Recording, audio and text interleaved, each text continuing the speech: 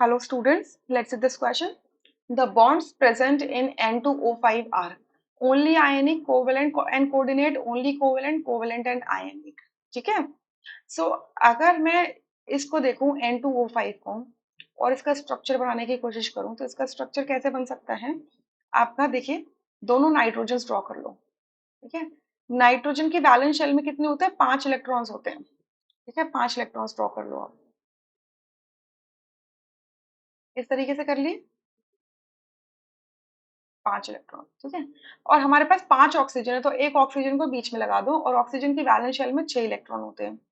ठीक है, तो अब देखो ये वाला नाइट्रोजन को अपना ऑक्टेट कंप्लीट करने के लिए 3 और इलेक्ट्रॉन चाहिए और ऑक्सीजन को अपना ऑक्टेट कंप्लीट करने के लिए 2 और इलेक्ट्रॉन चाहिए। तो ये नाइट्रोजन क्या करेगा? इससे शेयर करेगा एक इलेक्ट्रॉन। तो नाइट्रोजन की वैलेंस शेल में हो गए 6 और ऑक्सीजन की में हो गए 7। अब फिर से ये वाला ऑक्सीजन, ये सेम ऑक्सीजन इस नाइट्रोजन के साथ शेयर करेगा तो ऑक्सीजन का ऑक्टेट तो हो गया कंप्लीट और ईच नाइट्रोजन की शेल में कितने हो गए? आपके 7 इलेक्ट्रॉन्स हो गए। सॉरी 6, कितने 5 थे ना, 6 इलेक्ट्रॉन हो गए, 5 थे। सॉरी मैंने कभी 7 बोल दिया तो ध्यान रखना। 5 थे, 6 हो गए। ईच नाइट्रोजन ने एक एक इलेक्ट्रॉन शेयर किया ऑक्सीजन के साथ में, 6 हो गए। अब और ऑक्सीजन भी बैठे हुए हैं। ठीक है, और भी 4 ऑक्सीजन है, उनको सिमेट्रिकली डिवाइड कर दो। सो ये ऑक्सीजन यहाँ पर, यहाँ पर और यहाँ पर। अब अभी भी हमें पता है कि हर ऑक्सीजन की वैलेंस शेल में कितने होंगे? 6 इलेक्ट्रॉन होंगे। तो ये नाइट्रोजन क्या करेगा? इस वाले ऑक्सीजन के साथ में 2 इलेक्ट्रॉन शेयर करेगा तो नाइट्रोजन का ऑक्टेट कंप्लीट और ऑक्सीजन का ऑक्टेट कंप्लीट। सिमिलरली यहाँ पर भी यही हो जाएगा, ये इलेक्ट्रॉन्स है। ठीक है, ये हो गया। अब देखो, अब तक जो हमने बनाया है उसमें दोनों नाइट्रोजन का और तीनों ऑक्सीजन का ऑक्टेट कंप्लीट है। बट अगर आप ये वाले 2 ऑक्सीजन देखोगे तो इनका ऑक्टेट अभी तक कंप्लीट नहीं है। ठीक है, अभी इनका ऑक्टेट कंप्लीट नहीं है। और आपके नाइट्रोजन के पास में क्या है? एक्स्ट्रा लोन पेयर बचा हुआ है, मतलब जो बॉन्डिंग में इन्वॉल्व नहीं हो रहा। तो ये क्या कर रहा है कि ये अपना पूरा का पूरा लोन पेयर क्या कर रहा है? ये पूरा लोन पेयर डोनेट कर रहा है ऑक्सीजन को। ठीक है, पूरा का पूरा लोन पेयर क्या कर रहा है? डोनेट कर रहा है ऑक्सीजन को। क्लियर? सो डोनेट कर दिया इसने। क्लियर?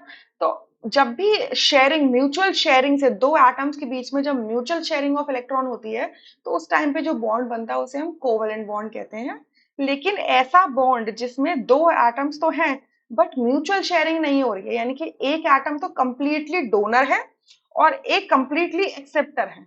ठीक है, म्यूचुअल शेयरिंग नहीं हो रही है, सो वो कोऑर्डिनेट बॉन्डिंग होती है। क्लियर? तो हम उसे एरो से दिखा देते हैं। तो इस पूरे के अंदर आप क्या देख रहे हो कि कोऑर्डिनेट बॉन्डिंग, आपको कोवेलेंट बॉन्ड्स भी प्रेजेंट है।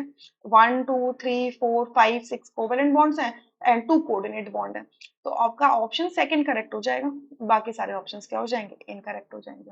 अब इसका एक रेजोनेटिंग फॉर्म बनाना है तो इसका रेजोनेटिंग फॉर्म आप कैसे बनाते हो? ठीक है, ये तो डबल बॉन्ड ऑक्सीजन ऐसे ही दिखाओगे। ठीक है, नाइट्रोजन क्या कर रहा है? अपना लोन पेयर दे रहा है तो इस पर पॉजिटिव चार्ज दिखा दोगे और ऑक्सीजन क्योंकि लोन पेयर ले रहा है तो इस पर नेगेटिव चार्ज दिखा दोगे। ठीक है, ऐसे दिखाने का तरीका भी होता है इसका, मतलब इस वाले का ही रेजोनेटिंग फॉर्म बना रही हूँ मैं। ठीक है, यहाँ पर नेगेटिव, यहाँ पर पॉजिटिव, ऐसे भी दिखा सकते हो। क्लियर? इस तरीके से भी आप दिखा सकते हो। I hope you understood this question. Thank you.